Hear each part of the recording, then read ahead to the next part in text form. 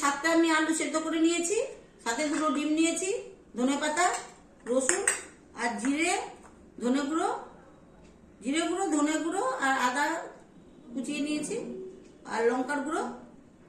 এই দিয়ে আমি একটা, আর এটা হচ্ছে রসুনের পাতা, যে এই দিয়ে আমি এই রেসিপিটা তৈরি করব। কি করে করতেছি আপনারা আমার হেসেল ঘরে এসে দেখুন, এটাই অনুরোধ রইল, আপনারা দেখুন। এই রসুনগুলো পাতাগুলো কেটে নিচ্ছি।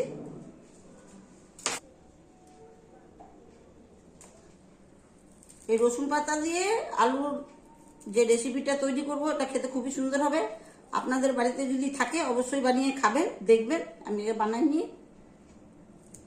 দেখবেন আমি কিভাবে বানাচ্ছি। শহর বাজারের লোক তো কিনে নিয়ে আসে, গ্রামের লোক তো বাড়িতেই থাকে, ওদের কোনো অসুবিধা হয় না, আমাদের কিনে নিয়ে আসতে হয়।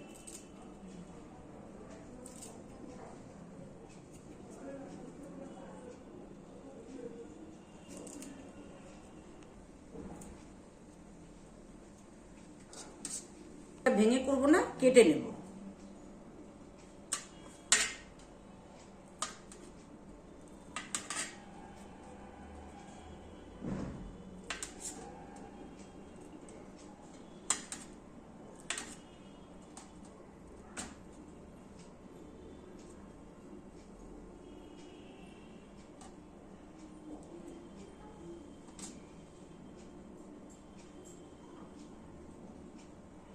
বটি দিয়ে কাটলে বটিটা সেটে যায়, এই জন্য চাকুটা দিয়ে কেটে নিচ্ছি।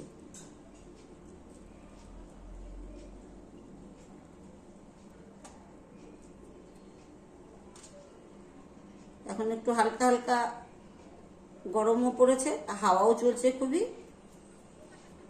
আর পছিয়া হাওয়া তো বুঝতেই পারছেন মানুষের অবস্থাটা কি হয়।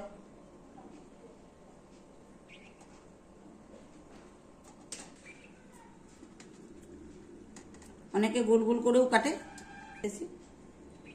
আর এইগুলো নিয়ে এখন আগে আমি এগুলো করে নিই, তো ফ্রাই প্যানে এটা করতে হবে। কড়াই গরম হয়ে গেছে, আমি তেল দিয়ে দিচ্ছি কড়াই। তো পেঁয়াজ কুচি করে নিয়েছি, এখন এটাকে গ্রেট করে নেবো, চালিয়ে ঘুরিয়ে নেব। একটা শুকনো লঙ্কা দিলাম আর 2টো তেজপাতা,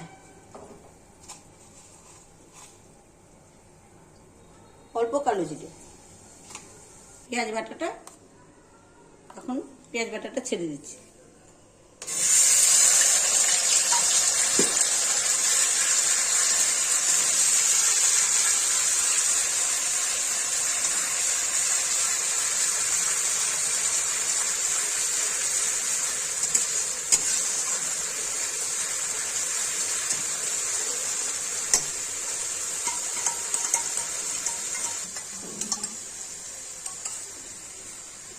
পেঁয়াজ বাটা দিয়ে দিলাম কড়াইয়ের মধ্যে, নাহলে নষ্ট হবে।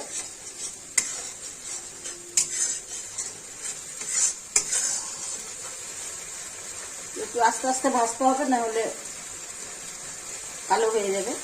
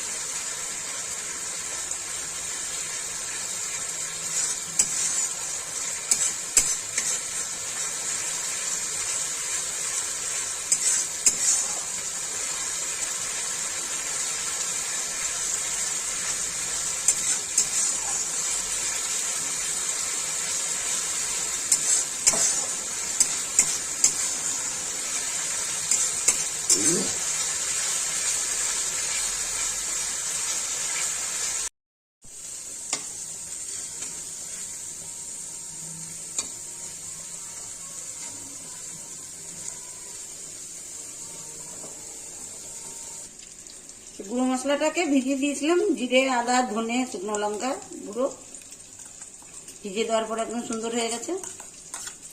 কেননা যে শুকনো শুকনো মশলা দিলে পরে ওটা ভালো হয় না, ভিজিয়ে দিলে ছিলে বাটার মতো হয়ে যায়। দেখেন,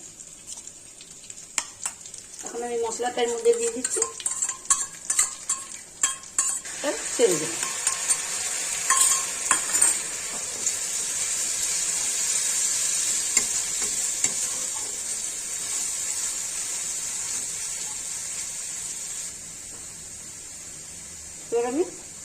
হাফ চামচ হলুদ দিয়ে দিলাম, 1 চামচ লবণ।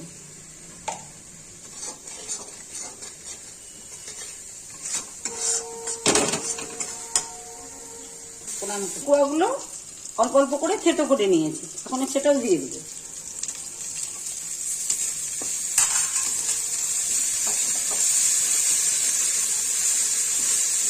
মশলাটা সুন্দর করে ভাজা হয়ে এসছে।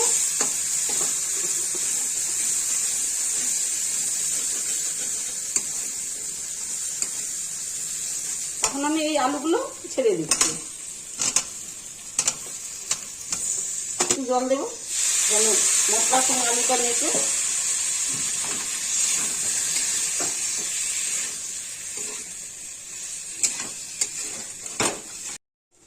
যে রসুন পাতাগুলো কুচো করে রেখেছিলাম এগুলো এখন এর মধ্যে দিয়ে দেবো, এর মধ্যে দিয়ে দিলাম।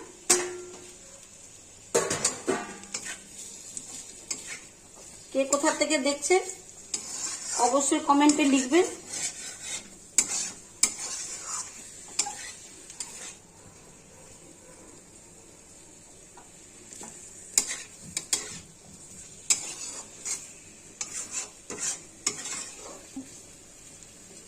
হ্যাঁ বন্ধুরা, কে কে এই রসুন পাতা দিয়ে রেসিপি খেয়েছেন অবশ্যই কমেন্টে জানাবেন, তাহলে বুঝবো আর বুঝতেও পারবো যে না শুধু আমি খাই না, অনেকে খায়। গ্রামের লোক তো খাই, শহরের কারা কারা খান তবে বেশি জানা যাবে।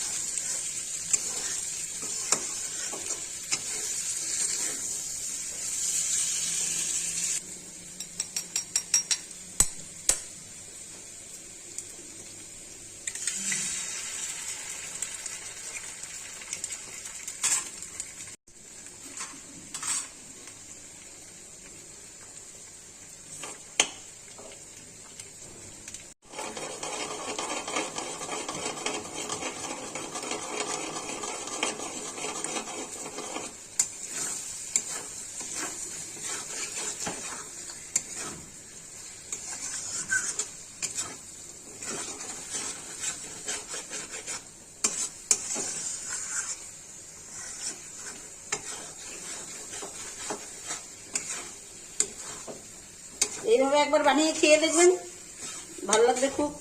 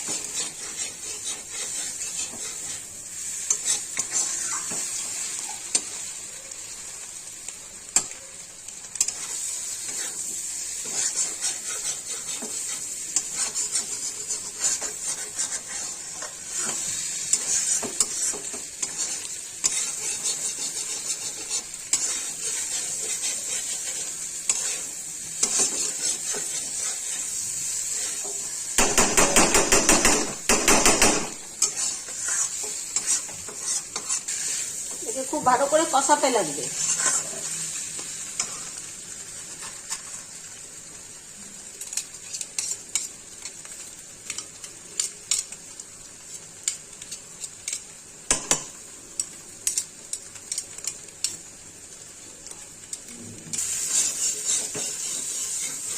এখন মশলাটা কষানো হচ্ছে, খুব সুন্দরভাবে এখন সেন্ট বেরিয়েছে।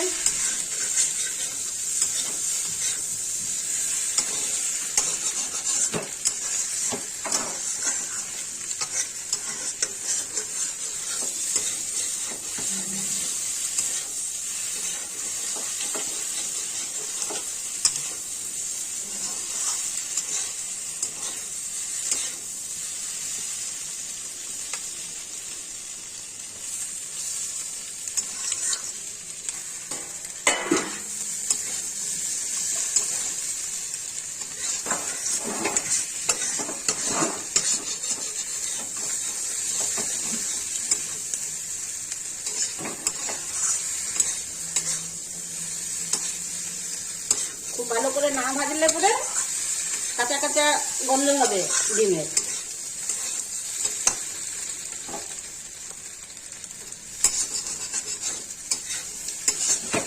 আর করতেও শুরু করেছে। যখন এইভাবে ঘুরতে শুরু করবে তখন ভেবে নেবেন যে খুব সুন্দর করে এটা কষানো হয়ে গেছে, যেন কড়াইয়ের মধ্যে কাটে না। কড়াইয়ের মধ্যে যে ঘুরতে যেদিকে সরাবো সেদিকেই সরে যাবে, তাহলেই বুঝবে যেটা ভাজা হয়ে গেছে বা কষানো হয়ে গেছে।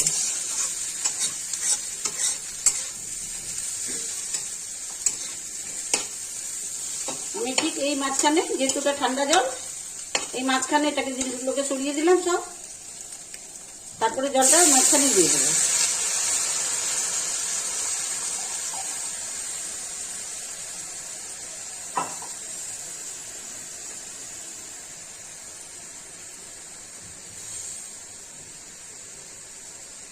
এই জলটা একদম ব্লক ছড়ছে, সুন্দর করে গরম হয়ে গেছে। গরম, এখন আমি আলুগুলোকে এর মধ্যে ডুবিয়ে দিচ্ছি।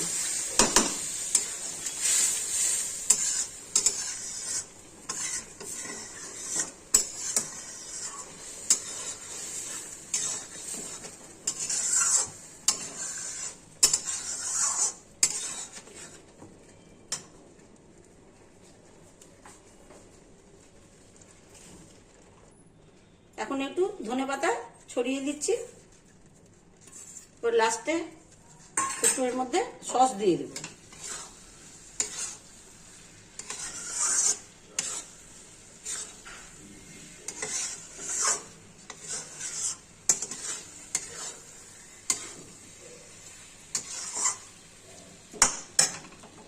সসই দেবো।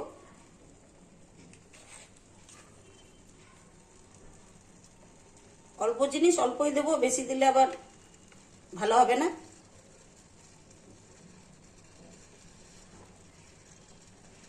ব্যাস, আমার এই রেসিপিটা বানানো হয়ে গেছে। এবার আমি এটাকে নামিয়ে দেবো।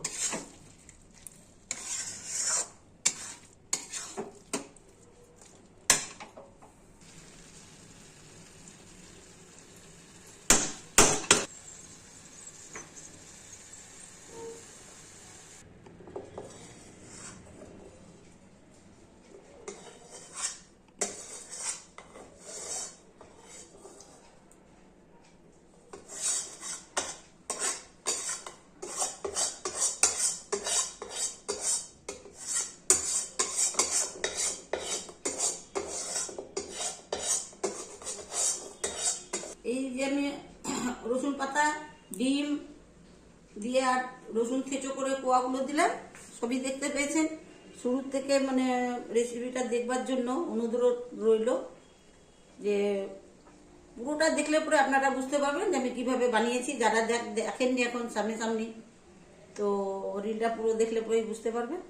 যার কারণ এভাবে বানিয়ে একবার খেয়ে দেখবেন, সত্যি খুবই ভালো লাগবে। আর লাইক করবেন, শেয়ার করবেন, সাবস্ক্রাইব করবেন, সাথে থাকবেন। ভুল ভ্রান্তি হলে মাফ করে দেবেন। নমস্কার।